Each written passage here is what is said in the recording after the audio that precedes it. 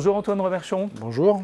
Vous êtes rédacteur en chef du Bilan du Monde, réalisé chaque année par la rédaction du Monde. Et dans son édition 2019, ce bilan à la fois économique, environnemental et géopolitique met en avant d'abord une grande inquiétude politique et géopolitique.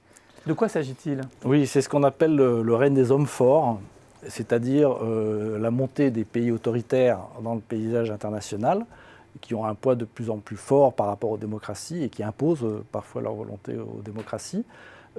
Mais aussi à l'intérieur des pays démocratiques, la montée de partis ayant des programmes autoritaires ou des programmes nationalistes ou des programmes de repli et qui montent dans les élections de plus en plus et qui prennent parfois à la faveur des élections le pouvoir.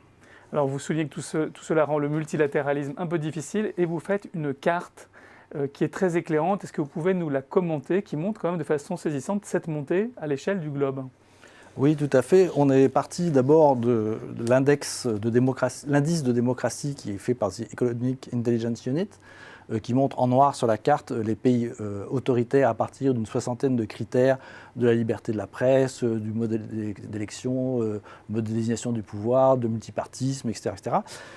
Et d'autre part, en rouge, des pays dans lesquels des partis prônant des principes de nationalisme, de souveraineté nationale ou d'exclusion des étrangers ou de méfiance à l'égard des étrangers, ont pris le pouvoir, à la faveur d'élections démocratiques d'ailleurs, comme c'est le cas au Brésil, aux États-Unis, en Pologne, en Hongrie, donc ce qu'on appelle la démocratie libérale, en Turquie aussi, et puis d'autres pays où ils ne sont pas forcément au pouvoir, mais peuvent être membres d'une coalition au pouvoir.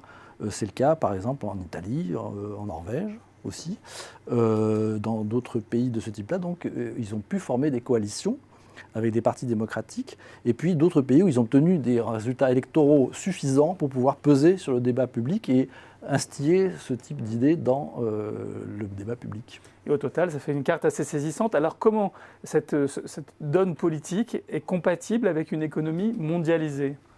Alors, ça devient de plus en plus difficile, effectivement, parce qu'on est à une époque où la question du rôle du commerce dans les relations internationales tourne de plus en plus à un outil de conflictualité, un vecteur de conflictualité, et non pas un vecteur de doux commerce, comme la théorie économique le dit, qui est que plus on a des rapports avec ses voisins, des rapports commerciaux, et plus les rapports s'apaisent.